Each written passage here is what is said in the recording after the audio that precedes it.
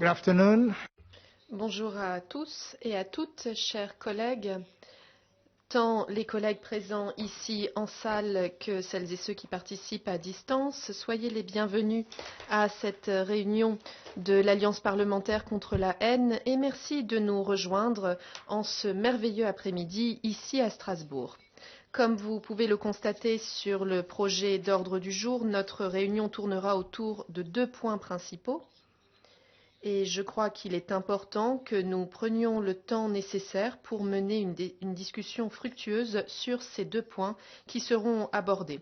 Les 2 sont fort intéressants. Nous aurons d'abord un échange de vues sur le manuel pour les parlementaires sur la lutte contre le discours de haine. C'est un des points à l'ordre du jour. Et le deuxième point à l'ordre du jour, c'est une audition sur la lutte contre l'islamophobie en Europe avec la participation de 3 experts que nous avons le privilège d'accueillir ici aujourd'hui. Nous aurons aussi un échange sur les activités récentes et à venir de l'Alliance parlementaire contre la haine. Celles et ceux qui ne sont pas membres et qui souhaitaient le devenir, n'hésitez surtout pas à contacter le bureau pour adhérer. C'est important. Ces temps-ci, nous avons beaucoup de haine en ligne, hors ligne, donc il nous faut le plus grand nombre possible de parlementaires pour se positionner dans cette lutte contre la haine. Voilà les 2 points principaux à l'ordre du jour. Ensuite, si vous avez sous les yeux le projet d'ordre du jour, vous pouvez le consulter. Nous allons commencer notre réunion par l'adoption du projet d'ordre du jour. Je ne vois pas de demande de prise de parole. Pouvons-nous adopter l'agenda? L'ordre du jour, celui-ci est donc réputé adopté. Deuxième point. Les activités de l'Alliance parlementaire contre la haine. Eh bien, comme je l'ai dit, il s'agit d'une alliance qui est composée de représentants et membres du Parlement qui ont un intérêt dans la lutte contre le racisme, la haine, l'intolérance. Et le plus nous serons nombreux, le mieux ce sera. Donc si vous souhaitez devenir membre de cette alliance, faites-nous en part pour que vous fassiez partie de cette réunion. Et je mentionnerai certaines des activités que nous prévoyons d'avoir dans les prochaines semaines et mois.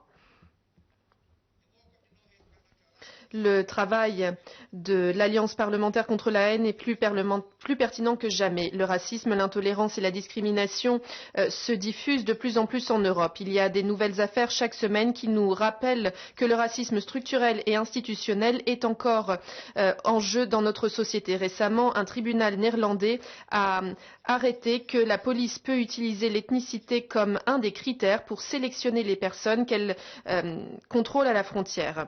C'est un profilage racial à la frontière. Au sein de cette institution, récemment, nous avons adopté un rapport sur le profilage en fonction de la race et il a affirmé que c'était un problème majeur que l'on soit arrêté en fonction de notre couleur, de notre ethnicité, de notre religion. Cela n'a absolument aucune base juridique. Pour autant, le tribunal néerlandais a établi un précédent en affirmant qu'il était légal que la police vous arrête en fonction de la couleur de votre peau, de votre ethnicité ou de votre religion. C'est donc une situation fort inquiétante qui est en train de se développer et que nous constatons en raison de cet arrêt prononcé par un tribunal néerlandais. Il nous incombe donc d'agir. Cette décision est une raison pour nous inquiéter et une manifestation claire d'un racisme institutionnel qui perpétue et normalise le profilage en fonction de la couleur de la peau et les contradictions avec le principe de non-contradiction que nous défendons ici même. Cette affaire montre qu'il nous incombe de monter en échelle dans nos efforts dans la lutte contre le racisme et l'intolérance. J'aimerais vous mettre à jour concernant les activités principales de l'Alliance parlementaire contre la haine. Plus tôt cette année, une compilation de textes adoptés par l'Assemblée parlementaire dans le domaine du racisme, de l'intolérance et du discours de haine a été publiée par le secrétariat de l'Assemblée. Ce document est disponible sous format électronique sur le site internet de l'Alliance et je vous invite toutes et tous à le consulter. Les évolutions récentes sont les suivantes. Une version française est en train d'être préparée. Les collègues francophones, n'hésitez donc surtout pas à utiliser cette version française dans votre travail parlementaire. Il s'agit d'un outil que nous avons développé parce que nous venons ici, nous adoptons de très nombreux outils juridiques et parfois nous oublions que nous les avons même adoptés. Et dans notre travail, dans nos circonscriptions, dans nos pays, nous avons tendance à réinventer la roue, à réinventer l'eau chaude, parce que nous inventons des nouveaux outils à utiliser plutôt que d'utiliser ceux qui sont déjà existants. Donc ce que nous avons fait, c'est que nous avons compilé l'ensemble des instruments juridiques qui sont très utiles et qui existent. Nous les avons compilés dans un seul document pour que vous puissiez y avoir accès, que vous puissiez l'utiliser dans votre travail auprès de vos parlements nationaux. Ce document est disponible en anglais et en français. Allez sur le site internet, téléchargez-le et c'est sa raison d'être utilisé. Nous avons également un manuel pour les parlementaires qui est en cours de préparation et qui sera publié dans les prochains mois. Ce n'est pas un ensemble de textes, mais plutôt un outil d'ordre pratique à être utilisé par les parlementaires, mais aussi par les militants et par les représentants des médias. Nous y reviendrons un petit peu plus tard. Une autre évolution qui, à mon sens, est particulièrement importante, c'est la conférence parlementaire sur la diversité, l'inclusivité et la non-discrimination contre le racisme et l'intolérance en Europe, qui est co-organisée par la délégation suédoise auprès de l'Assemblée parlementaire et par le secrétariat de l'Alliance. Cette réunion se tiendra sous format hybride à Paris et en ligne sur la plateforme Kudo, et ce, le 25 octobre 2021. En tant que rapporteur général, j'ai la possibilité, dans le cadre de mon mandat, d'organiser une conférence et c'est là la conférence que j'ai l'intention d'organiser. Je me concentrerai sur la montée de l'extrême droite mais aussi sur la diversité à travers nos efforts pour lutter contre ces évolutions. Donc je le répète, le 25 octobre, si vous avez le temps et la possibilité, noircissez vos agendas, ce serait une excellente nouvelle que vous puissiez participer même si c'est sous format hybride. Si vous pouvez être présent à Paris, eh bien c'est encore mieux. Mais si vous n'avez pas la possibilité d'aller jusqu'à Paris, rejoignez-nous en ligne. Ce sera une réunion de haut niveau. Nous invitons des représentants des Nations Unies, de l'Union européenne et il est important que celles et ceux d'entre nous qui travaillons autour de cette thématique puissions être présents et que nous nous positionnions contre le racisme, contre l'intolérance en Europe.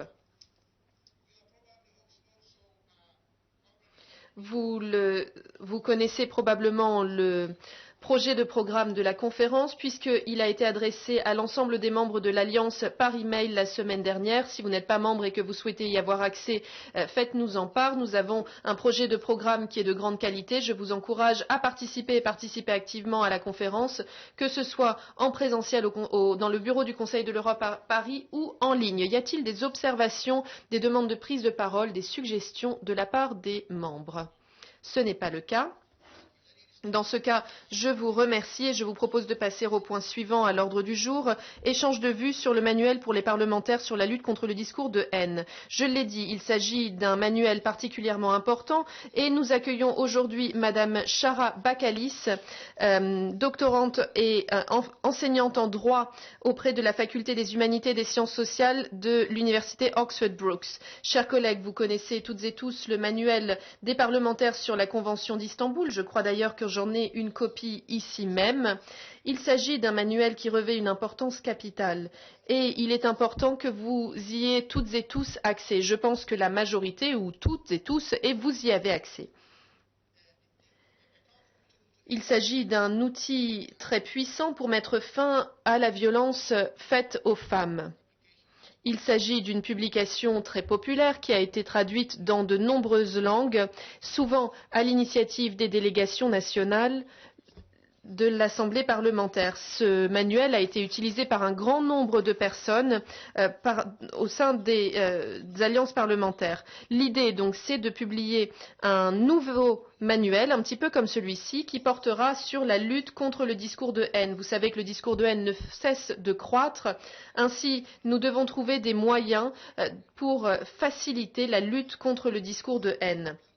Donc nous allons préparer un outil qui ressemble à ce manuel sur la Convention d'Istanbul. Nous allons donc créer un manuel qui portera sur la lutte contre le discours de haine dans le cadre de l'Alliance parlementaire contre la haine. À cette fin, nous allons coopérer avec les facultés d'humanité et de sciences sociales de l'université Oxford Brookes et notamment avec Shara Bakalis qui est enseignante en droit. Permettez-moi tout d'abord d'accueillir notre experte invitée, Madame Bakalis. Merci. Vous êtes connecté à distance. Merci d'être à nos côtés aujourd'hui et merci également d'avoir accepté de travailler sur ce projet aux côtés de notre secrétariat. Nous pensons que ce manuel sera utile à nombre d'égards. Tout d'abord, il apportera des informations aux parlementaires du Conseil de l'Europe quant aux normes du Conseil de l'Europe dans le domaine de la lutte contre le discours de haine. C'est une thématique qui arrive à point nommé. Plusieurs entités au sein de l'organisation ont travaillé sur ce point. Il y a donc un grand éventail d'assemblées parlementaires qui ont adopté des textes, mais nous avons aussi des recommandations qui viennent du comité des ministres ainsi que des recommandations de politique générale émises par l'écrit. D'autre part, le manuel présentera de bonnes pratiques qui pourraient inspirer les législations et les politiques dans nos pays. Aujourd'hui, nous avons l'opportunité de partager des informations et des avis et d'indiquer également ce que nous attendons d'un tel manuel. Ce sera notre manuel, nous devons donc nous l'approprier et contribuer au façonnement de celui-ci. Nous sommes bien entendu aux prémices de la préparation de ce manuel. Le travail vient de commencer, nous pouvons contribuer à le concevoir et le façonner. Madame Bakalis, pouvez-vous nous en dire davantage concernant votre approche vis-à-vis de ce manuel et quel type de contributions seraient les plus utiles de notre part pour apporter une véritable valeur ajoutée à votre travail? Madame Bakalis, vous avez la parole. Vous devez demander de prendre la parole pour que nous puissions vous la passer. J'espère que vous m'entendez correctement. Bonjour à toutes et tous. Merci beaucoup de m'avoir convié à cette réunion. Alors j'ai un petit peu d'écho, donc j'essaierai de l'ignorer. Sur votre écran, madame, vous pouvez mettre le langage sur Flore. Voilà, oui, effectivement, c'est beaucoup mieux. Comme vous venez de l'expliquer, nous en sommes encore aux prémices de la rédaction de ce manuel, donc toute suggestion que vous pourriez avoir, qui à votre sens pourrait être utile, nous aiderait beaucoup. Et ce, avant même de commencer à rédiger ce manuel afin qu'il vous soit le plus utile possible. Vous venez de l'expliquer, nous allons bien entendu revenir aux normes de base du Conseil de l'Europe, nous allons évaluer les bonnes pratiques des différents pays, mais bien entendu, dites-moi si vous souhaitez que d'autres points soient intégrés dans ce manuel. En ce qui me concerne, je souhaite m'assurer que nous mettions l'accent sur le discours de haine en ligne, parce qu'il s'agit là d'un domaine qui certes est fort nouveau et il nous incombe d'essayer de nous y attaquer au niveau législatif. Cela requerra une certaine réflexion. J'aimerais également réfléchir avec beaucoup d'attention au point suivant. Est-ce qu'un crime hors ligne ou un délit hors ligne est également un délit en ligne? Plutôt que d'aborder les choses ainsi, nous devons bien réfléchir et peut-être comprendre le monde en ligne en tant qu'espace et essayer de réfléchir à une législation spécifique au monde en ligne plutôt que de transposer ce qui existe hors ligne et de l'appliquer en ligne. Ça ne risque de ne pas fonctionner. Toutes observations que vous pourriez avoir sur ce point me seraient utiles. Ensuite, nous devons aussi réfléchir à la réglementation des réseaux sociaux dans le monde en ligne, parce qu'il ne s'agit pas uniquement de réglementer ce que font les individus, mais aussi réglementer ce que font les entreprises et qu'il y ait une reddition de comptes pour ces entreprises. Et dans ce domaine, la question la plus importante est de trouver le bon équilibre entre ces mesures législatives et la liberté d'expression. Nous assurer que nous permettons aux individus de s'exprimer librement dans une démocratie libre et ouverte et que donc nous permettions aux individus, aux citoyens et citoyennes de dire ce qu'ils ou elles souhaitent, mais qu'il y ait des limites en place afin de comprendre à quel moment est-ce que le discours peut devenir délétère. Voilà ce que je souhaitais dire. Et bien entendu, je suis à votre écoute si vous avez des recommandations, de bonnes pratiques ou des problèmes en particulier dont nous devrions nous emparer dans ce manuel. Thank you very much. Merci beaucoup, Madame Bakalis. Je vous rendrai la parole à la fin de la discussion pour entendre vos réactions. N'hésitez pas à demander la parole lorsque vous le souhaitez. Chers collègues, vous avez entendu notre invité. À présent, je vais ouvrir le débat pour entendre vos contributions. Vous avez évoqué la législation, à la fois pour les discours en ligne et hors ligne, pour le monde virtuel et le monde physique. Généralement, nous les voyons comme des mondes différents, mais il faut trouver un équilibre entre ce que l'on considère comme étant la liberté d'expression et ce qui est considéré comme un discours de haine. Je crois qu'il s'agit là d'une observation très importante.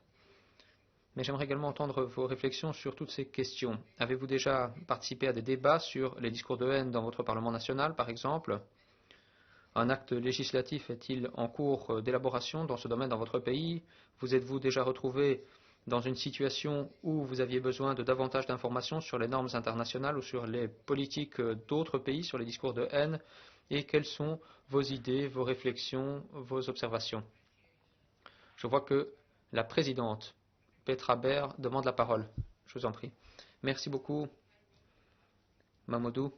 J'ai écrit ma thèse de master sur les discours de haine et sur le système autrichien, notamment pour voir comment on assurait le suivi des discours de haine où on ne le faisait pas.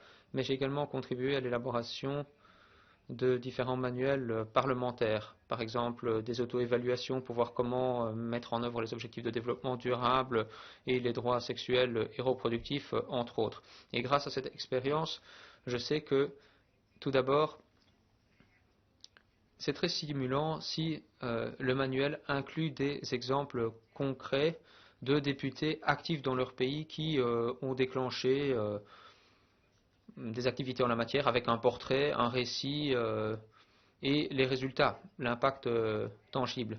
D'autre part, je crois qu'il serait utile d'avoir en quelque sorte une liste de critères à respecter conformément à la recommandation 15 de l'écrit sur la lutte contre les discours de haine,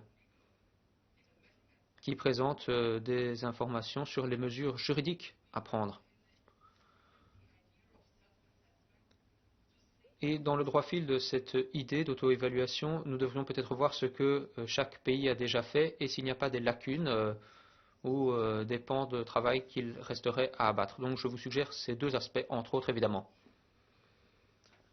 Merci beaucoup, Petra. Y a-t-il d'autres demandes d'intervention? Chers collègues, bonjour. J'aimerais partager avec vous une histoire qui se déroule depuis plusieurs mois. Au Parlement ukrainien, je travaille avec mon collègue Jean Beliniuk, qui est porte-parole, et au cours des Jeux Olympiques de cette année, il a remporté une médaille d'or pour notre pays, mais ensuite, il était victime de racisme dans les rues et il a fait l'objet de discours de haine.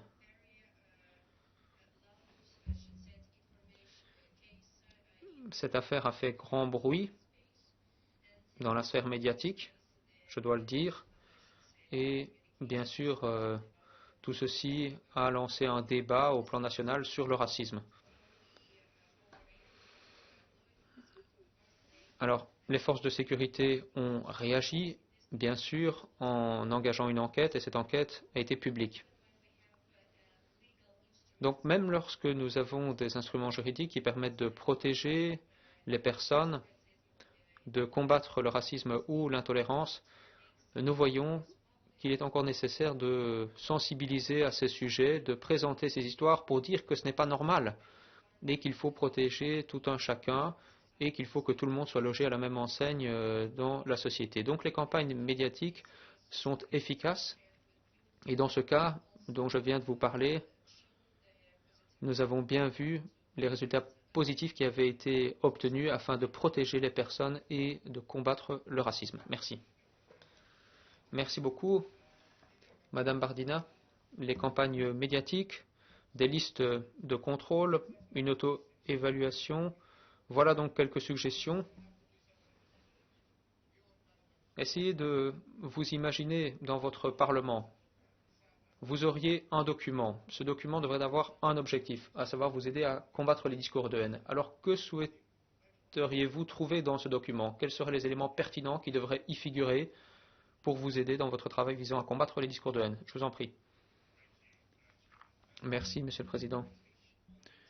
Les discours de haine sur Internet traversent les frontières internationales.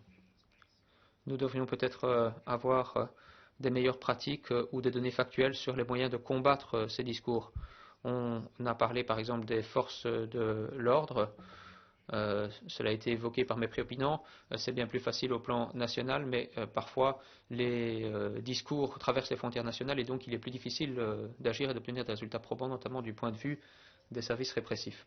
Oui, l'application de la loi est toujours un sujet épineux. Nous avons beaucoup d'outils juridiques, mais c'est dans l'application que le bas blesse d'habitude. Alors, même si nous utilisons des instruments juridiques, j'aurais tendance à dire que tout ne doit pas être contenté à la sphère juridique. Parfois, nous devons trouver d'autres moyens d'agir au-delà du champ juridique pour créer, par exemple, un autre discours.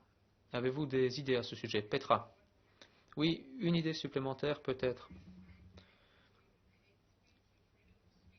Les discours de haine et la liberté d'expression sont parfois difficiles à distinguer. Qu'est-ce qui est autorisé, qu'est-ce qui ne l'est pas? Je travaille dans le cadre d'un rapport sur l'antisémitisme et il y a une définition de l'antisémitisme qui présente de nombreux exemples. Qu'est-ce que l'antisémitisme et qu'est-ce qui n'est pas de l'antisémitisme? Il serait peut-être utile de suivre cette approche afin de répondre à la question suivante. Qu'est-ce qu'un discours de haine et qu'est-ce qui ne constitue pas un discours de haine? Oui, je suis tout à fait d'accord avec vous. Je pense que c'est un bon point de départ. Si l'on ne sait pas ce qu'est un discours de haine, il est assez difficile d'agir. Je pense donc que c'est pertinent. Ce manuel devrait inclure une description de ce que l'on entend par discours de haine. En effet, il y a toujours des malentendus. On considère que la liberté d'expression est tout à fait illimitée et que l'on peut tout dire au prétexte de la liberté d'expression. Ce n'est pas vrai. Il faut un débat à ce sujet, ou en tout cas, il faut des idées qui montrent où la liberté d'expression s'arrête.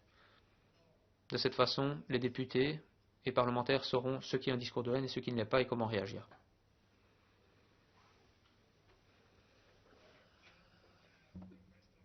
Nous avons une demande de parole en ligne. Je vous en prie. Et ensuite, nous rendrons la parole à notre invité. Dunia Khalil. Bonjour. Bonjour, je vais m'exprimer en allemand si cela vous convient. Je souhaitais intervenir. Nous pouvons par exemple nous poser une question aussi en ce qui concerne le racisme. Quelle est la définition du racisme? Ce que signifie le racisme? Est-ce qu'il y a une définition sur laquelle nous sommes tous et toutes d'accord? Je pense que c'est une dimension qui a tendance à être sous-estimée parfois, notamment lorsque l'on s'engage dans le domaine de l'éducation. Eh bien, est-ce que cette thématique est abordée à l'école ou pas, par exemple? Et peut-être devrions-nous faire en sorte qu'il y ait davantage d'engagement, davantage de contribution, notamment lorsque l'on évoque la possibilité de mettre en place des principes juridiques. Il existe en Autriche, par exemple, des études qui montrent que pour ce qui est du racisme ou des événements de racisme suite à des opérations policières, c'est toujours très difficile à prouver devant une cour de justice. Il faut beaucoup d'engagement et donc ce sont des questions qui se posent. La possibilité d'avoir accès à la justice, de se présenter devant un tribunal, de pouvoir défendre ses droits, c'est quelque chose qui représente parfois une véritable difficulté. Et donc je pense que sur cette question juridique, eh bien, il faut se poser les bonnes questions. Ce que l'on demande pour pouvoir poursuivre en justice ou pas, par exemple.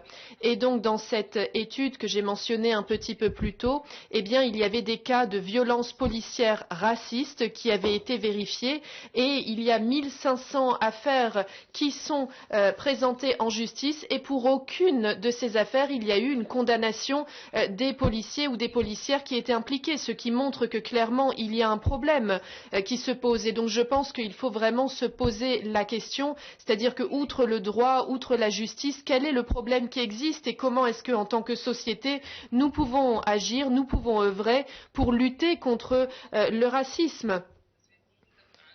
parce que c'est vraiment une question qui se pose. Je pense que les bonnes réflexions doivent être menées pour améliorer l'atmosphère, l'ambiance qui existe dans nos sociétés. Donc il faut bien se poser la question de ce qu'est et ce que n'est pas le racisme.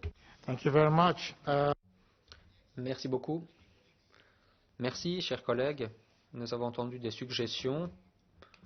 Nous avons entendu vos avis. Madame Bakalis, souhaitez-vous revenir sur ce qui a été dit au cours du débat? J'imagine qu'il est toujours possible de soumettre de nouvelles suggestions.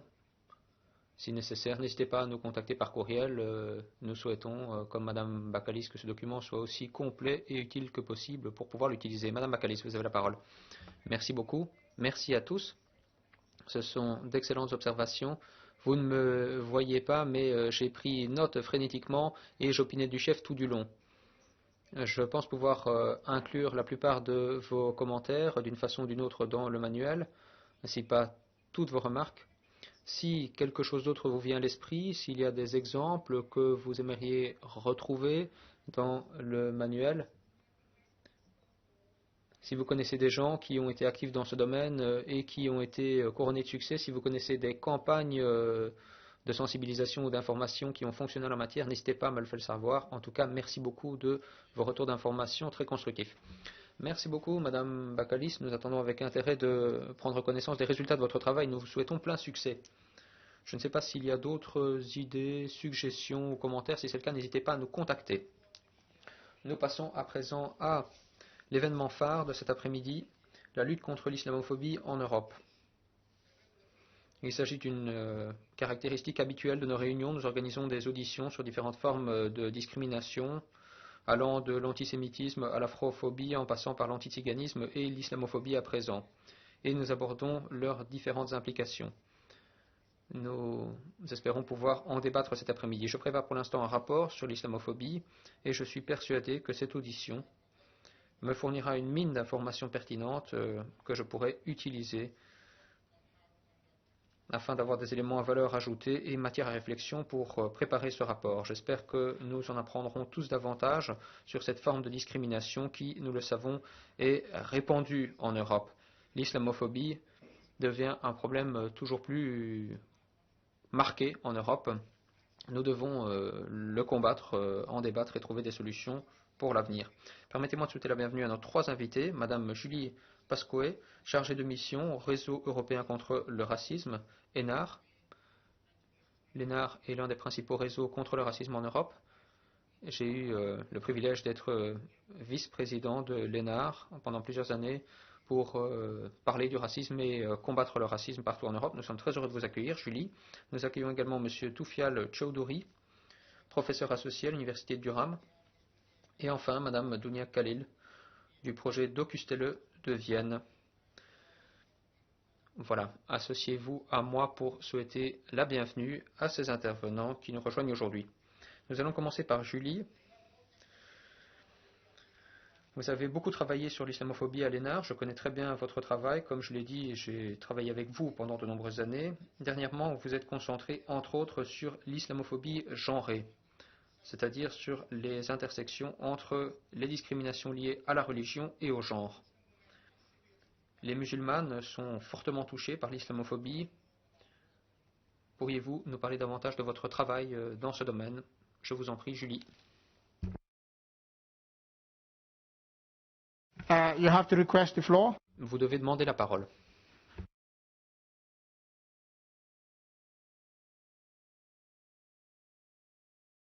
And I also mentioned you have about 7 minutes. Thank you. Vous disposez d'environ 7 minutes. Merci. Bonjour, j'espère que vous m'entendez correctement. Oui, dit le président. Merci, c'était ma première question. Et c'est toujours une question importante pour toutes les interventions en ce moment. Merci de m'accueillir. Je travaille effectivement au Réseau européen contre le racisme. C'est un réseau d'organisations antiracistes partout en Europe. 180 organisations pour l'instant en Europe, luttant contre différentes formes de racisme.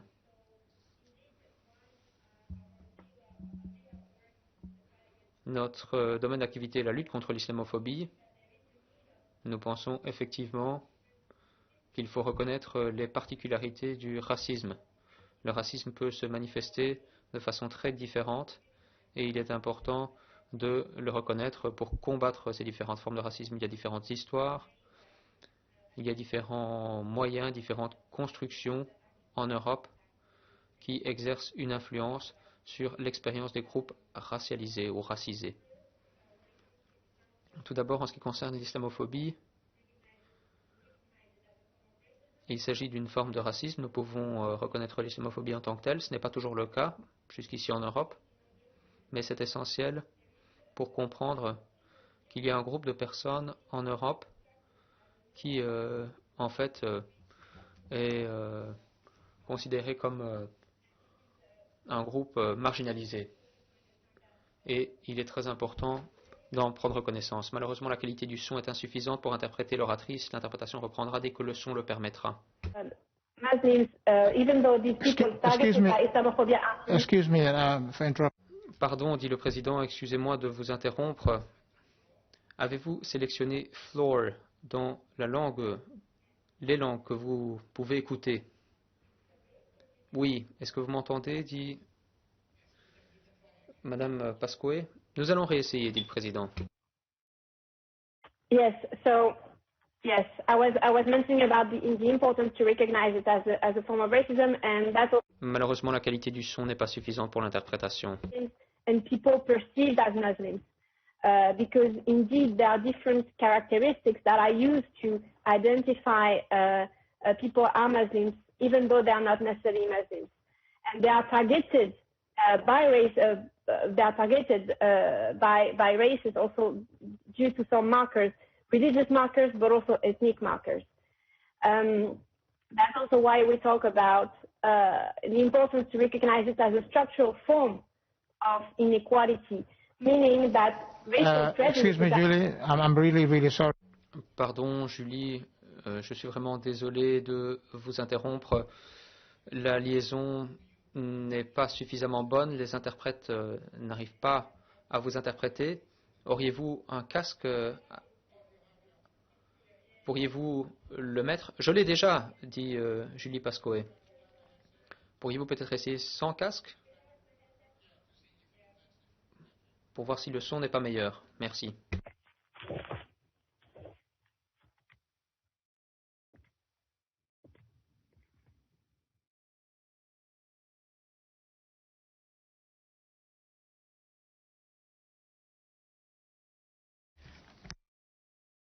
No, it's not on. We can't hear you at all. No. Nous ne vous entendons plus du tout.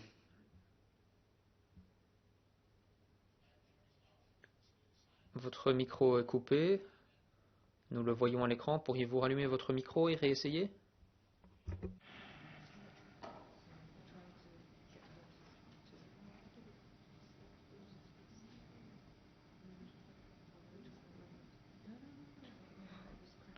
It's not working.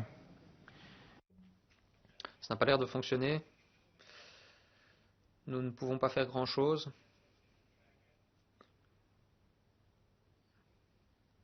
Nous pourrions peut-être essayer sans casque audio. Ou alors si cela ne fonctionne pas sans le casque audio, parce que nous ne vous entendons plus du tout, je vous propose de réessayer avec votre casque. Mesdames et messieurs, toutes nos excuses pour ce désagrément. Nous souhaitons veiller à ce que chacun puisse comprendre ce qui est dit dans les différentes langues afin que chacun puisse participer au débat et faire des commentaires. Nous allons réessayer. Si cela ne fonctionne pas, nous donnerons la parole à l'intervenant suivant.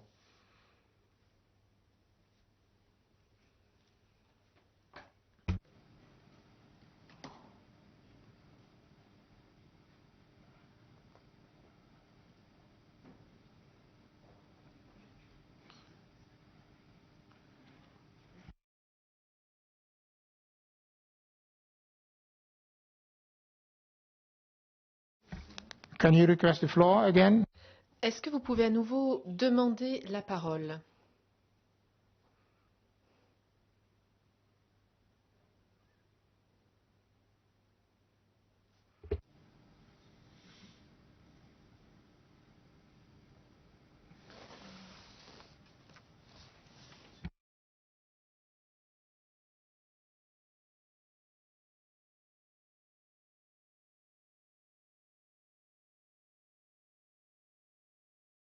Okay. Bien. Nous allons passer à Monsieur Choudouri et nous verrons si nous sommes en mesure de trouver une solution aux problèmes techniques rencontrés par Julie Pasquet. Monsieur Choudouri, vous avez établi des recherches dans plusieurs domaines de l'islamophobie au Royaume-Uni et au-delà. J'ai participé à un panel à vos côtés il n'y a pas si longtemps.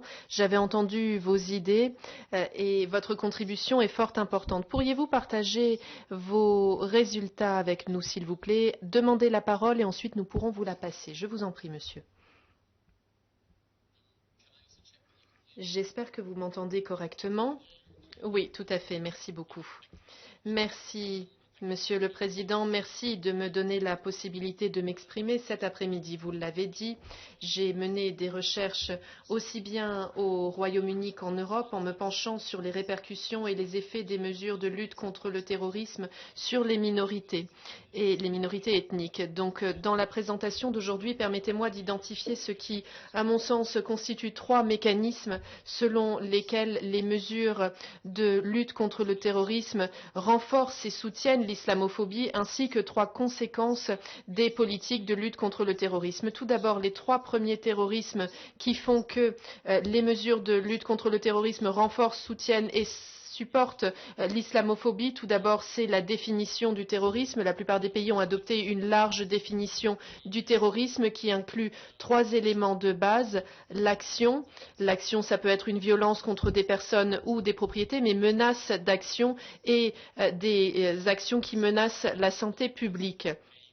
Ces actions doivent avoir un objectif d'influence, intimidation du gouvernement ou du grand public, et ensuite l'action a une motivation idéologique. Le défi ici, c'est qu'une définition large inclut tout un ensemble d'actions potentielles et elles sont donc traitées comme du terrorisme. Donc cette définition large a la possibilité de capturer tout un ensemble d'actions. Cela peut couvrir des manifestations en faveur de l'environnement, des militants défendant les droits des animaux ou autres. Tout cela peut être considéré comme du terrorisme. Donc il y a un écart entre l'univers de ce qui peut être traité comme du terrorisme et ce qui est vraiment considéré comme du terrorisme. Et avec une aussi large définition juridique, la question est de savoir comment est-ce que les forces de l'ordre, les procureurs sont en mesure de décider qui sont les véritables cibles de ces luttes antiterrorisme. Et donc nous avons une idée de sens commun de dire ce qu'est ou ce que n'est pas un terrorisme. Le problème, c'est que cette idée du sens commun a tendance à être soumise à des questions raciales et donc il y a vraiment dans l'imagination d'un terrorisme une influence sur qui sera traité comme un terrorisme. Entre 2006 et 2018, 70% des attaques terroristes en Europe ont été menées par des groupes terroristes ou autres et dans les enquêtes, eh bien, c'était surtout des menaces par Al-Qaïda ou l'État islamiste. Et c'est seulement rarement que c'est considéré comme du terrorisme. Donc l'incapacité à faire rapport de violence qui serait éligible perpétue cette mauvaise conception de la menace et réduit également la vigilance vis-à-vis d'autres types de terrorisme. Donc ça, c'est un des premiers problèmes, c'est cette large définition du terrorisme, la manière dont c'est utilisé et l'imaginatif commun de qui est un terrorisme, qui informe qui est traité comme un terrorisme. Ensuite, deuxième mécanisme, c'est le développement de délits avant crime. Donc cela a été développé partout en Europe et finalement ce que cela fait, c'est que l'on se déplace, on s'éloigne de l'approche traditionnelle de la criminalisation, de criminaliser des actes délétères de la part des acteurs. Ce qui veut dire que généralement il n'y a pas d'ingérence avec le droit des autres, mais ces délits pré-crime sont considérés comme dangereux en raison de l'intention de la personne impliquée. Ça peut être par exemple la possession de documents qui peuvent être utiles pour des terroristes, le fait de se former ou de voyager à des fins terroristes. Donc le fait de posséder un document comme une carte par exemple, ou le fait d'apprendre à utiliser des lunettes qui vous permettent de voir de nuit ou encore de réserver un vol vers un autre pays, eh bien ces actions en tant que telles ne sont pas dangereuses, mais l'intention derrière ces actions fait qu'elles sont sujettes à être criminalisées. Le problème étant que ces intentions eh bien souvent, elle s'appuie sur le fait de prédire ce que les actions futures d'un individu vont être ou pas. Donc l'intention, très souvent, elle se fonde sur ce que sont les visions, les idées, les associations de ces personnes, le type de site Internet qu'ils visitent. Donc une fois, cela perpétue quel type de personne est considéré comme un terroriste et quel type de personne aurait ces intentions parce que les actions en tant que telles ne sont pas elles-mêmes dangereuses. Et puis le troisième mécanisme, ce sont les politiques de lutte contre la radicalisation qui renforcent elles aussi l'islamophobie, puisque souvent elle s'appuie sur des indicateurs de radicalisation et les indicateurs souvent sont contestés. Les chercheurs auraient tendance à dire que le manque d'indicateurs chez un terroriste n'est pas dû à un manque de recherche, mais c'est plutôt une conséquence des recherches. Et nombre de ces politiques, de manière très claire, ont tendance à tourner le doigt vers les communautés musulmanes et donc vont perpétuer cette idée du bon ou du mauvais musulman et donc perpétue aussi l'islamophobie. Donc on a tendance à avoir cette approche binaire à l'islam qui renforce le problème puisque l'on nous dit que la violence terroriste elle est entérinée dans l'islam et que c'est vis-à-vis de cette communauté qu'il faut travailler et donc cela fait de l'islam la cause et la cure à la radicalisation. Comme l'a dit un chercheur dans la lutte contre le terrorisme, chaque musulman est infecté par un virus à qui l'on doit offrir une immunité. Ils doivent rassurer en disant que leur vision de l'islam est sûre. Et donc la plupart des musulmans sont sujets à la surveillance de la part des forces de police, ce qui est considéré dans de très nombreuses approches et le fait de devoir établir le distinguo fait que les forces de l'ordre espèrent pouvoir se focaliser sur les extrémistes sans devoir de manière plus générale cibler l'ensemble de la communauté. Et bien entendu, cela pose des questions sur la manière dont les mesures de lutte contre le terrorisme perpétuent la radicalisation et l'islamophobie. Donc voilà les points sur lesquels je souhaitais m'arrêter. La large définition du terrorisme, les délits pré-crime et les indicateurs de lutte contre la radicalisation. Alors nous avons mené des recherches sur les répercussions de ces mécanismes sur les communautés. Tout d'abord, il y a 3 points. Donc tout d'abord, les suspicions sur l'identité musulmane et les pratiques religieuses. Ensuite, la discrimination, le harcèlement et les abus. Et troisième point, c'est la surveillance accrue et la suspicion. Alors la suspicion autour de l'identité musulmane et des pratiques religieuses. Eh bien, nous constatons que l'identité musulmane, les pratiques religieuses deviennent un déclencheur de la suspicion aux mains des représentants de l'État, mais également pour le grand public qui s'inquiète du terrorisme. Donc,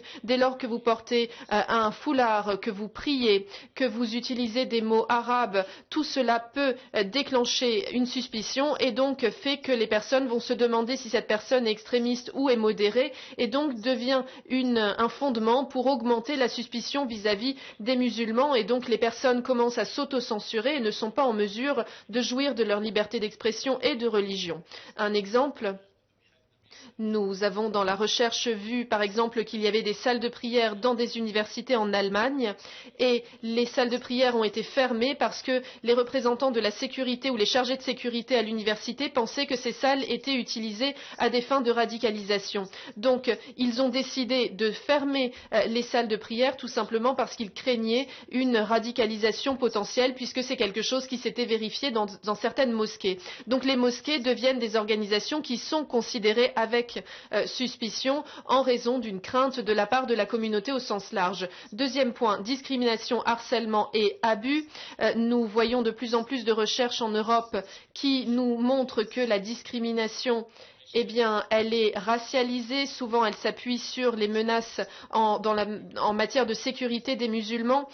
Les femmes et les hommes, surtout musulmans, subissent véritablement de la discrimination. Ils sont considérés comme des menaces. Et ensuite, le dernier point, la surveillance et la suspicion. Étant donné de cette approche très large de lutte contre la radicalisation adoptée par l'ensemble de la société, tout le monde est encouragé à identifier les signes potentiels potentiel de radicalisation. Et donc l'on constate que dès lors que quelqu'un voit quelque chose qu'il ne connaît pas, par exemple les pratiques religieuses musulmanes, les actions musulmanes ou les activités dans ces communautés, eh bien très vite c'est une source de suspicion et le grand public va en faire rapport, va dénoncer et va avoir l'action qu'ils doivent.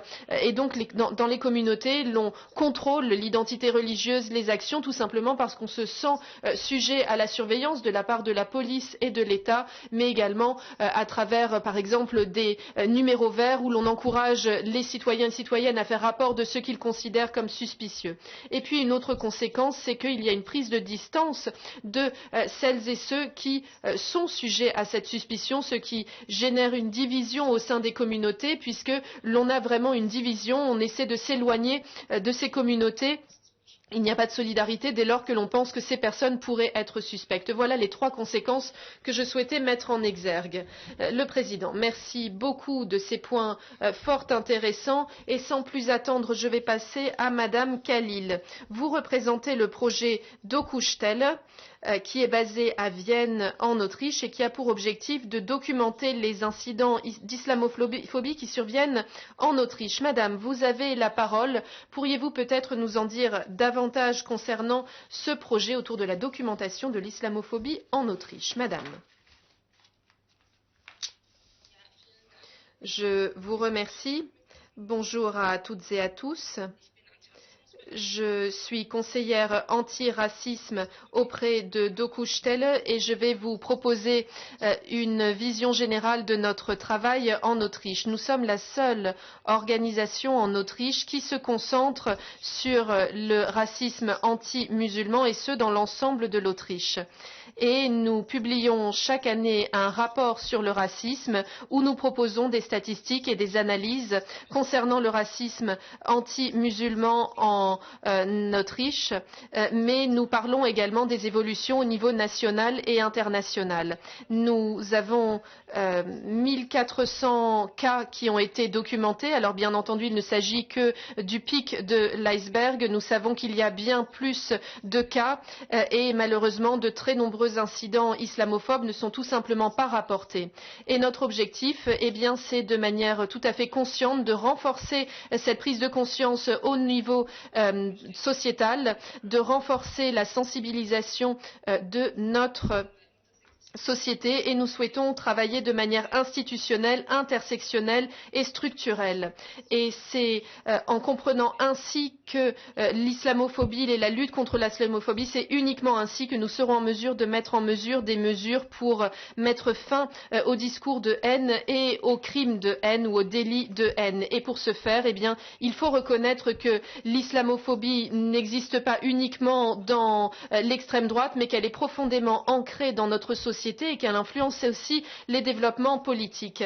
J'ai préparé plusieurs documents, plusieurs exemples. Tout d'abord, un document qui a été proposé en 2020 sur l'islamophobie et le gouvernement avait prévu d'éradiquer tout type d'islamophobie ou de racisme, ou en tout cas d'analyser, de contrôler l'ensemble de ces affaires, mais malheureusement,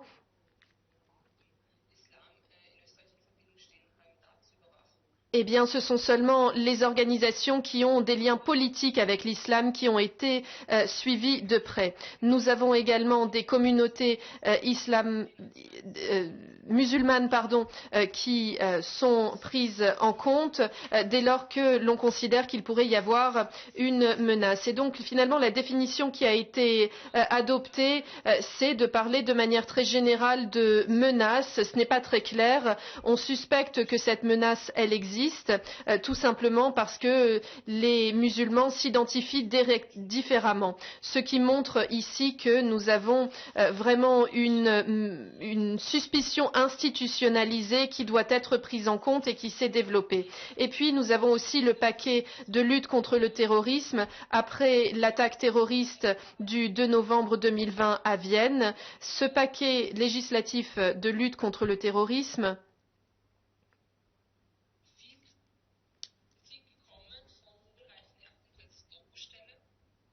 malheureusement, la connexion est de très mauvaise qualité.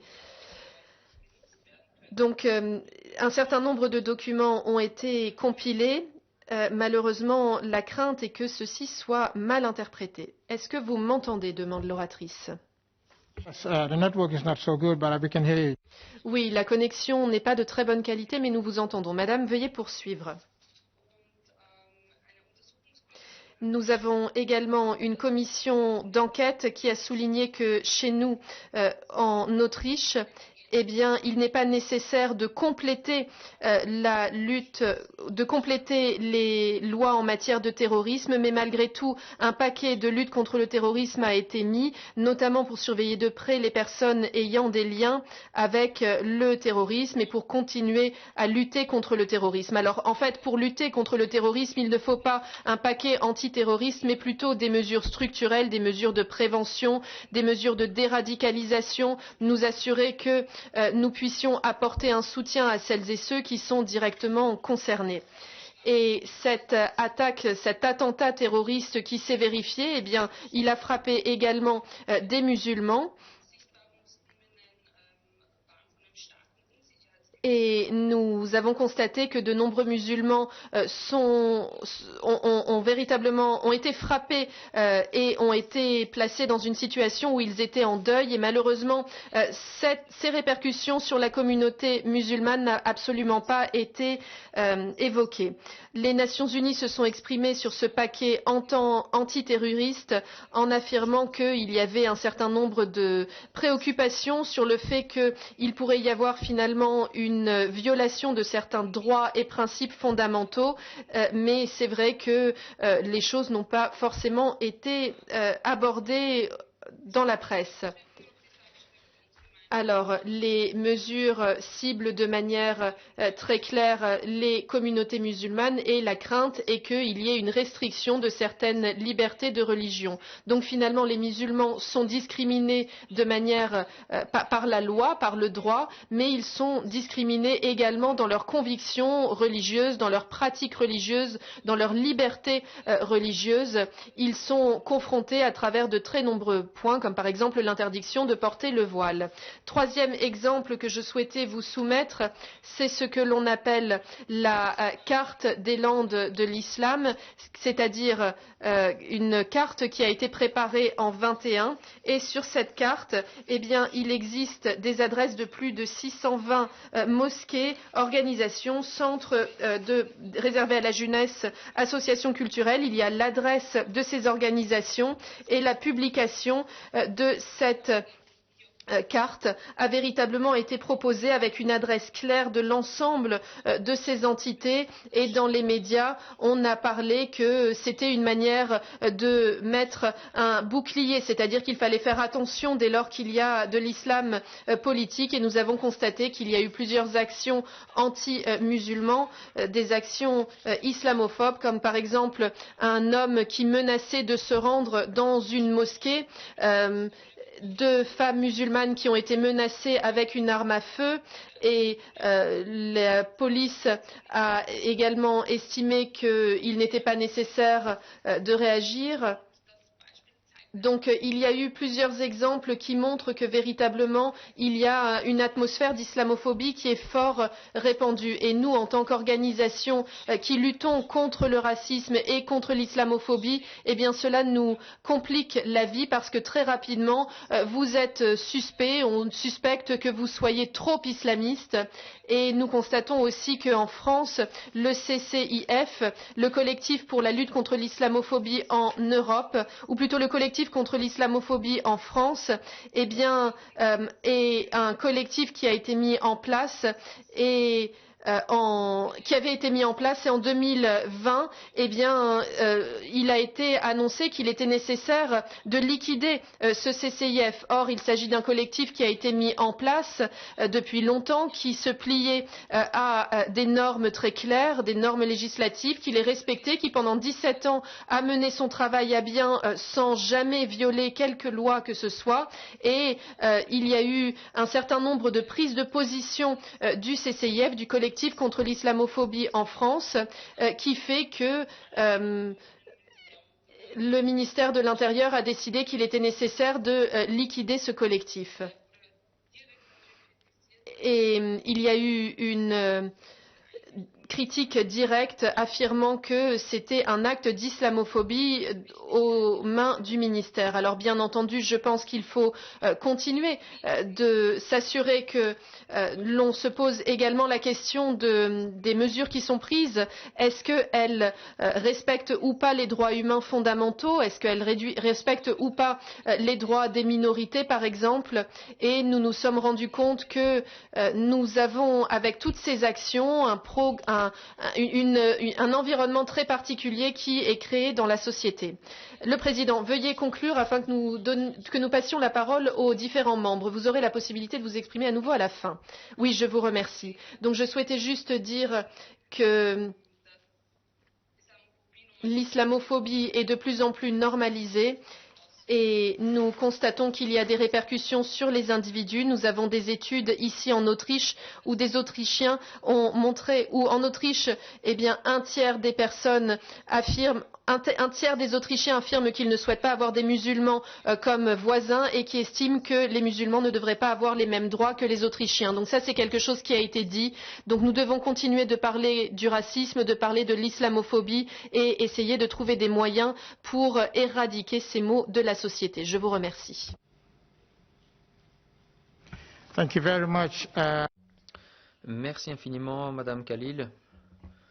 Malheureusement, nous n'avons pas pu entendre l'intégralité de l'exposé de Julie.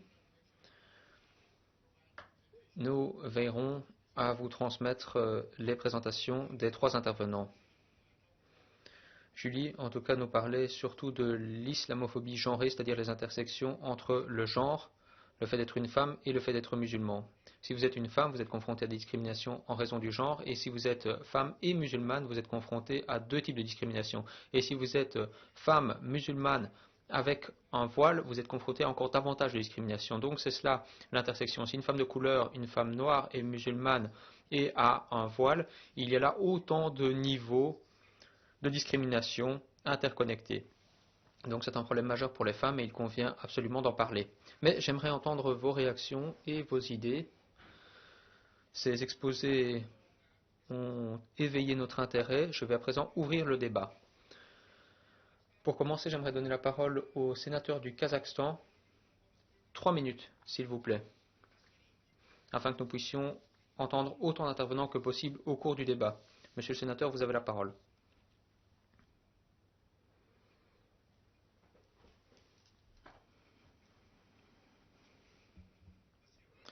Merci beaucoup. Monsieur le Président, Mesdames et Messieurs, permettez-moi de remercier le Bureau de la Commission de l'égalité et de la non-discrimination de cette occasion qui m'est donnée de participer une nouvelle fois à une séance de cette commission et d'intervenir. Le Kazakhstan est très actif dans le domaine de la protection des droits des femmes et cherche à promouvoir l'égalité entre les sexes de façon graduelle. Le Kazakhstan accomplit des progrès majeurs dans ce domaine. Notre pays a atteint anticipativement les objectifs du millénaire en matière de développement des Nations Unies en ce qui concerne l'égalité entre les sexes.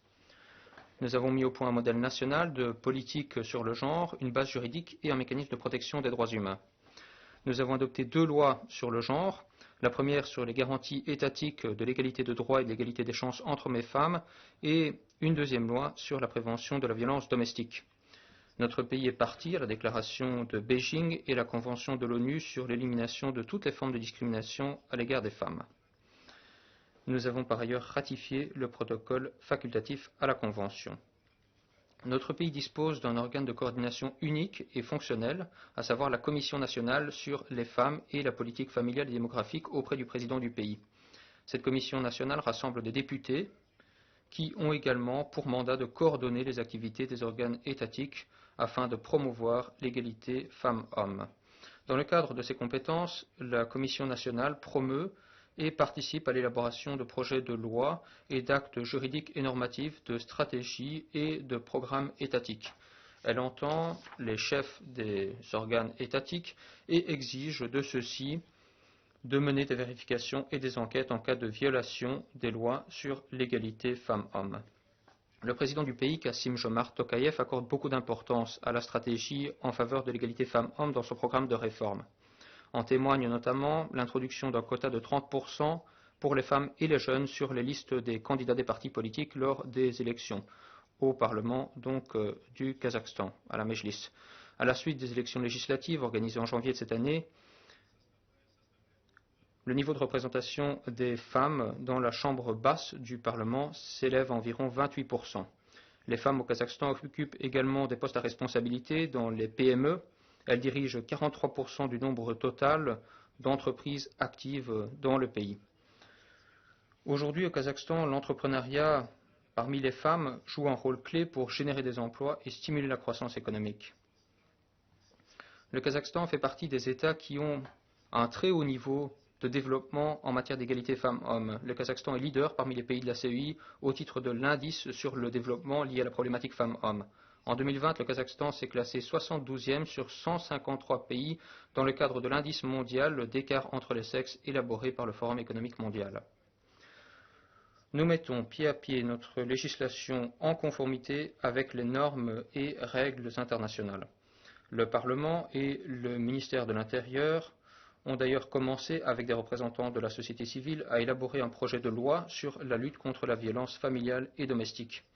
Nous avons approuvé une stratégie d'égalité entre les genres en République du Kazakhstan pour la période 2017-2027 et une stratégie de politique familiale et d'égalité femmes-hommes à l'horizon 2030 dont les normes sont alignées sur les principes fondamentaux de la Convention d'Istanbul.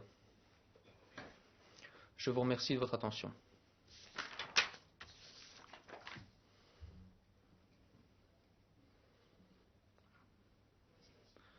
Merci. Madame Baer, merci beaucoup. Et merci à nos invités de leur contribution très intéressante.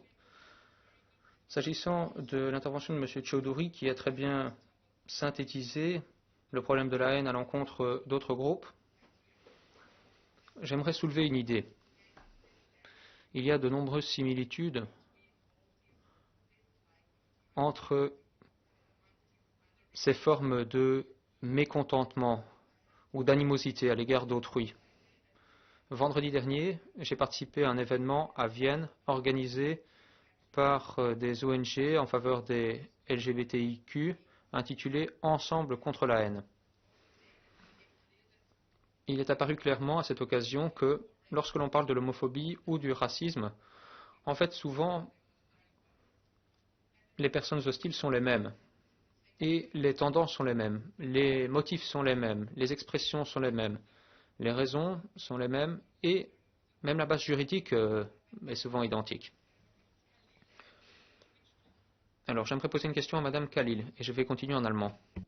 Frau Khalil. Madame Khalil, ce qui m'intéresserait beaucoup, c'est, étant donné cette structure que vous avez évoquée, les structures islamophobes qui sont similaires aux antisémites, par exemple, ou aux racistes, quelles sont les similitudes que vous pouvez reconnaître, par exemple? Et donc, vous avez participé à un événement. Est-ce que vous avez eu l'impression que les approches étaient les mêmes, à savoir que les organisations, par exemple LGBTQ, lors de cet événement qui s'intitulait Zara, est-ce que vous aviez l'impression que les choses étaient similaires? Est-ce que vraiment il faut un lieu différent pour enregistrer les cas? Par exemple, un jeune musulman, est-ce qu'il s'adresse à une organisation en particulier après une attaque contre lui ou contre elle?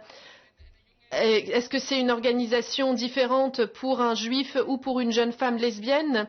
Parce que est-ce que c'est une bonne chose d'avoir finalement des trajectoires différentes? Ça, c'est peut-être une bonne chose.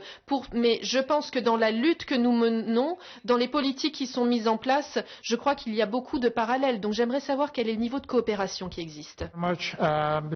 Merci beaucoup. Avant de donner la parole à Madame Khalil pour répondre, je vais donner la parole à un autre membre. Merci Monsieur le Président, merci à nos invités de leur présentation très instructive. J'aimerais entendre leur point de vue sur la question suivante.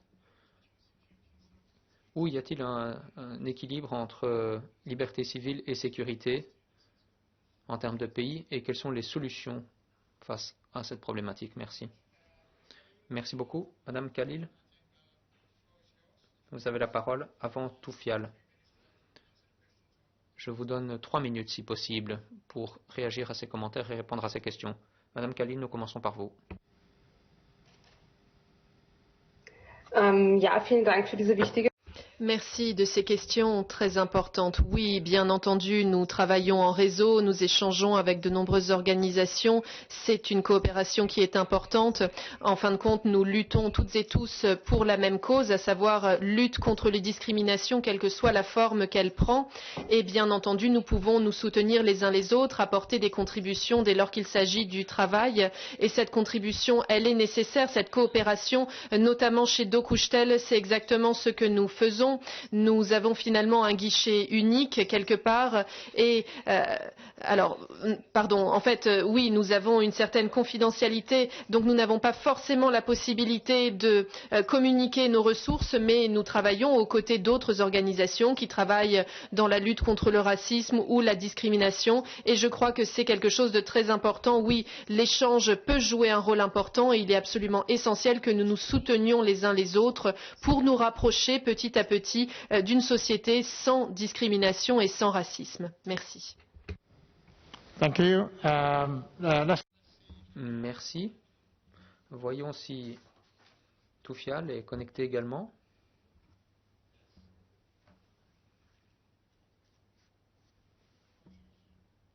Je vous en prie. Merci beaucoup.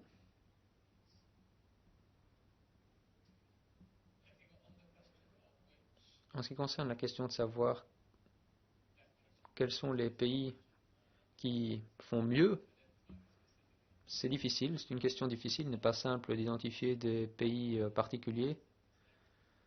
Je n'ai pas des connaissances circonstancielles en la matière, mais je crois qu'il y a des pays où il y a davantage de progrès. Par exemple, l'Allemagne par rapport au Royaume-Uni en ce qui concerne la précriminalité, mais tout dépend des questions que nous examinons. Il y a différents points à prendre en considération. Il faudrait par exemple une analyse plus attentive des droits humains et de l'égalité et des répercussions en la matière de la législation antiterroriste avant sa mise en œuvre. Cela permettrait donc d'évaluer les répercussions potentielles de cette législation. Par ailleurs, il faudrait que chaque législation comprenne une clause visant à renvoyer le texte au Parlement pour que ces mesures soient réexaminées et ne soient pas en vigueur en permanence. Et il faut également davantage de prise en compte des droits humains et de l'égalité et davantage d'activités en la matière pour évaluer en permanence l'impact des mesures de lutte contre le terrorisme sur les minorités.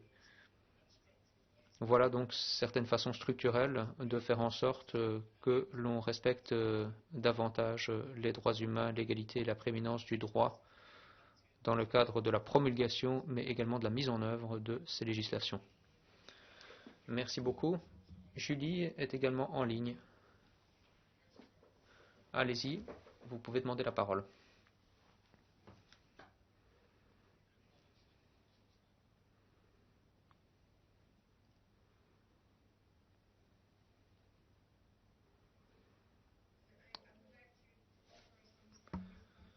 J'aimerais répondre à ces questions très intéressantes, surtout en ce qui concerne l'approche intersectionnelle de la lutte contre le racisme et les inégalités. Je crois qu'il est très important de former des coalitions plus larges entre les groupes pour mieux combattre les inégalités.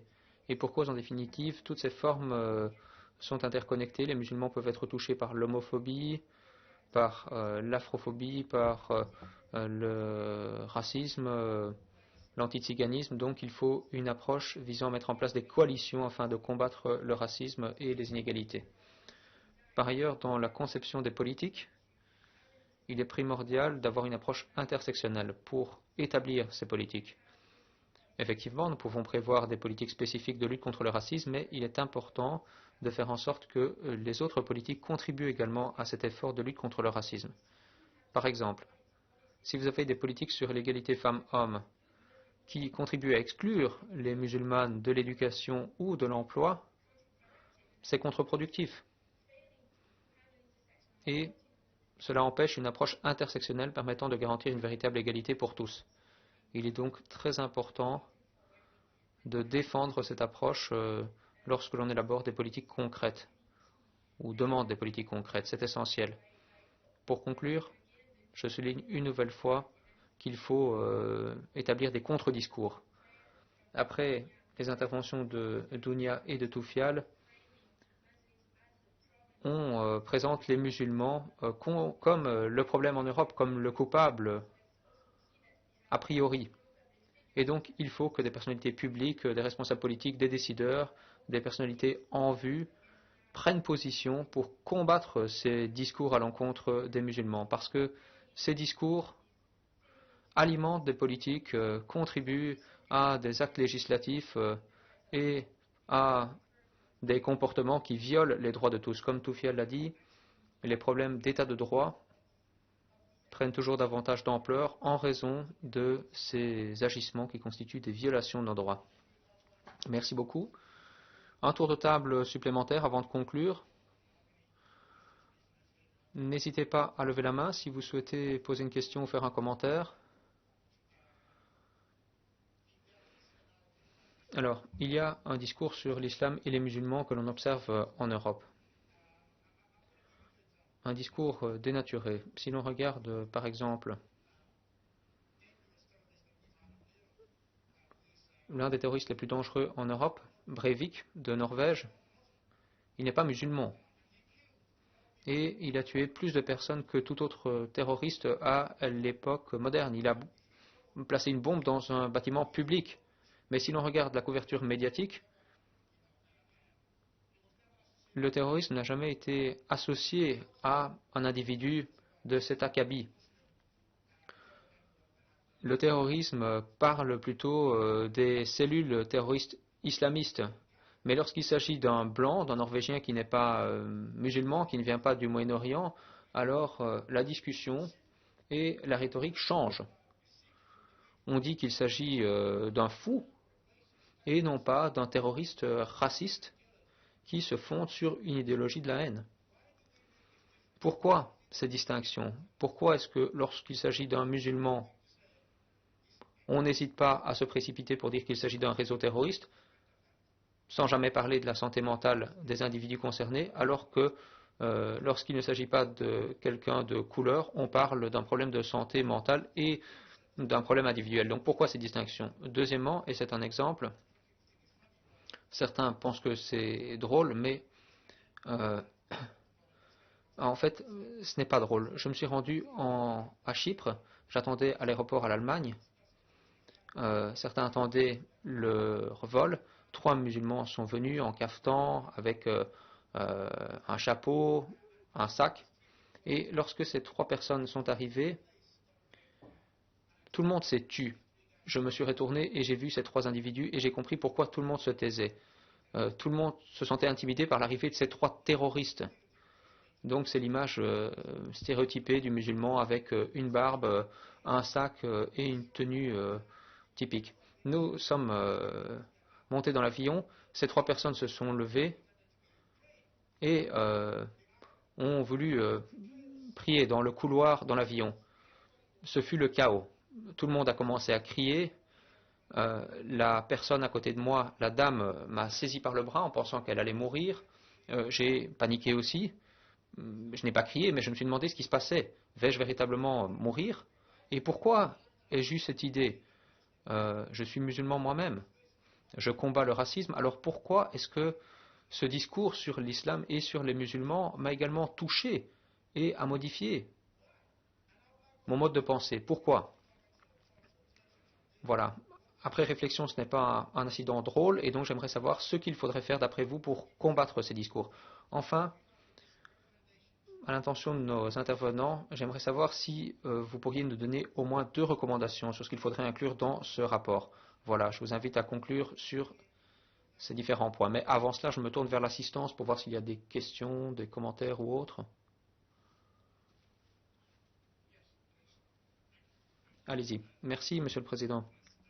Bon nombre des commentaires faits aujourd'hui montrent que nous devons davantage éduquer les gens. Ces conversations, mais des discussions précédentes, montrent en fait qu'il y a une peur de l'inconnu. Donc je crois que dans ce rapport, nous devrions voir comment mieux sensibiliser les personnes afin qu'elles n'aient pas peur de l'inconnu. Merci beaucoup. J'ai oublié de mentionner une chose. Lorsque nous sommes descendus de l'avion,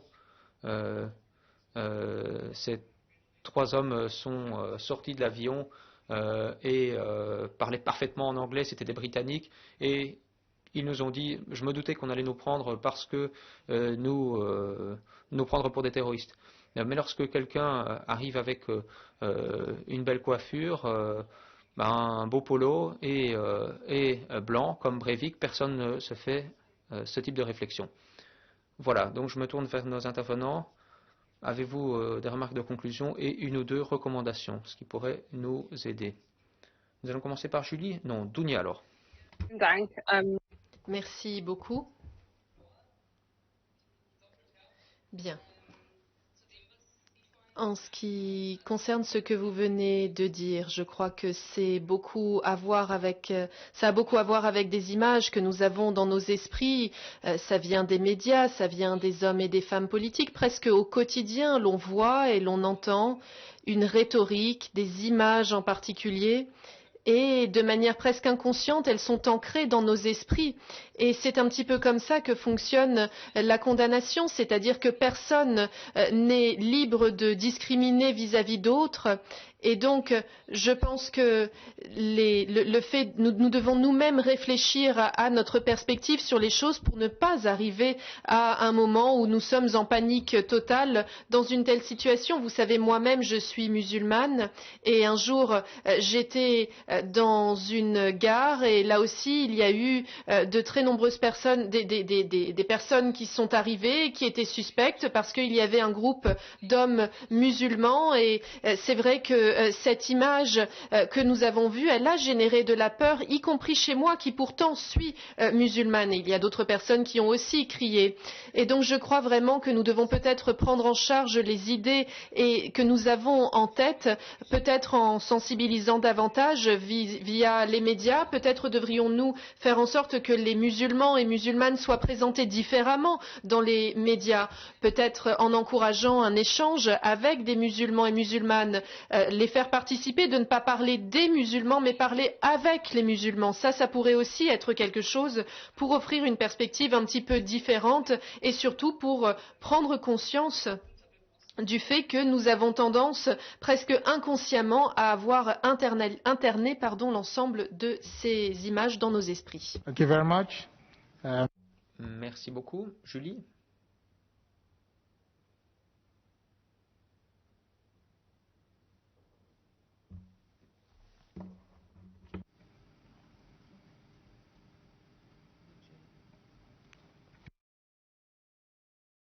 I would like maybe to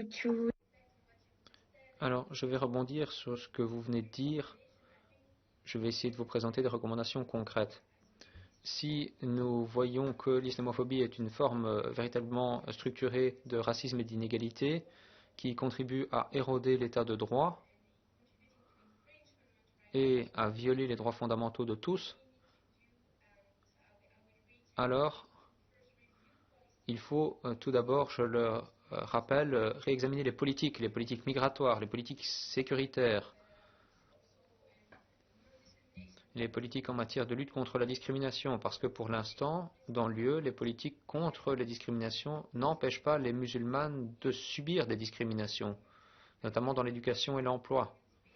Ce sont des domaines où nous savons que l'émancipation est essentielle. Donc nous devons réexaminer ces politiques pour veiller à ce qu'elles concourent à l'égalité, sans contribuer à des inégalités. Par exemple, les plans d'action contre le racisme qui existent dans différents pays et au niveau de l'UE doivent empêcher ces mesures issues de certaines politiques qui contribuent au racisme et à l'islamophobie. Dans les politiques migratoires, certaines mesures y contribuent également. Nous savons que les politiques migratoires sont également basées sur cette peur que les musulmans ne s'emparent de l'Europe. Donc nous devons réexaminer tout cela et veiller à disposer de plans d'action concrets contre le racisme qui s'opposent à ce type de mesures. Pour terminer, je dirais qu'il faut condamner énergiquement ces actes. Les personnalités publiques doivent condamner ces comportements. En Autriche, en France. En France, il y a une loi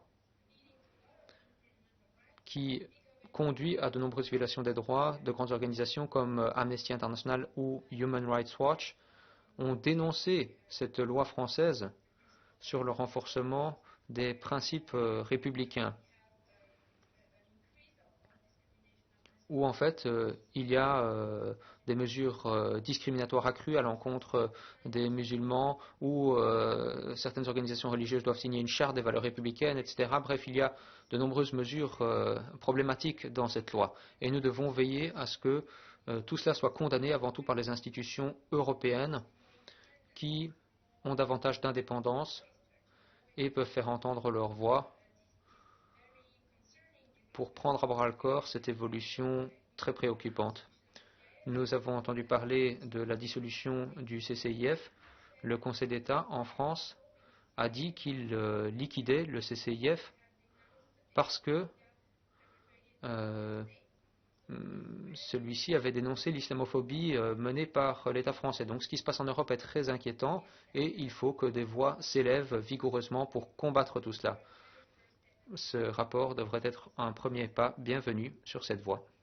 Merci. Thank you very much, Julie. Now let's allow...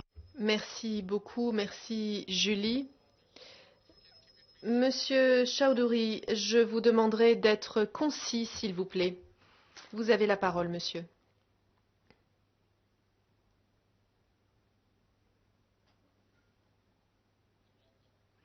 Merci. Je serai bref. Permettez-moi de réitérer ce que j'ai dit plus tôt concernant l'importance de s'assurer qu'il y ait une révision de l'ensemble des législations et politiques en place afin de vérifier qu'elles répondent aux normes de non-discrimination, de respect des droits de l'homme, de respect des droits fondamentaux, d'autonomiser également les choses, de suivre de très près également comment est-ce que les mesures de lutte contre le terrorisme ont des répercussions sur les communautés musulmanes notamment. Je pense que ce serait vraiment crucial pour continuer à protéger les musulmans et faire en sorte que ces politiques ne renforcent pas l'islamophobie. Ensuite, les politiques et les mesures, quel rôle jouent-elles vis-à-vis du terrorisme? Parce qu'elles ne sont pas forcément neutres et elles peuvent aussi avoir un rôle. Nous voyons que la plupart des modèles de radicalisation qui sont utilisés affirment que la discrimination peut mener à la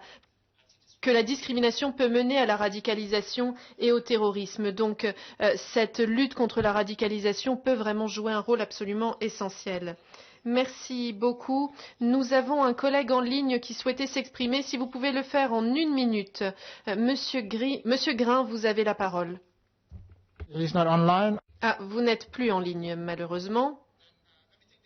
Bien, dans ce cas, permettez-moi de saisir l'occasion qui m'est donnée pour remercier Julie Toufayal et Dounia pour vos présentations fort intéressantes. J'apprécie tous les propos que vous avez tenus qui apporteront une valeur ajoutée au rapport. Merci, chers collègues, de vos contributions. Les résultats de cette audition alimenteront bien entendu le rapport que je suis en train de préparer. Si vous avez des réflexions, des idées ou des points qui doivent, à votre sens, être intégrés au rapport, n'hésitez surtout pas à me contacter. En ce qui concerne maintenant le programme, ou plutôt notre ordre du jour, point 5 à l'ordre du jour divers, y a-t-il des demandes de prise de parole sous le point questions diverses? Ce n'est pas le cas. Dernier point à l'ordre du jour, la prochaine réunion. Eh bien, permettez-moi de saisir cette occasion pour vous remercier toutes et tous de votre présence ici aujourd'hui, mais aussi pour vous rappeler que le 25 octobre, nous aurons une conférence de grande importance qui portera sur le racisme et l'intolérance.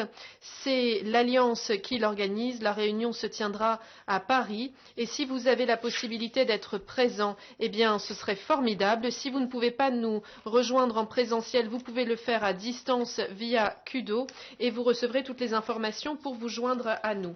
Nous constatons qu'il y a une augmentation ou plutôt une croissance de l'extrême droite et de l'extrémisme. Nous devons créer une rhétorique différente et nous pouvons le faire en tant que décideurs politiques des différents pays si nous agissons ensemble. Merci à toutes et à tous et une bonne fin de semaine.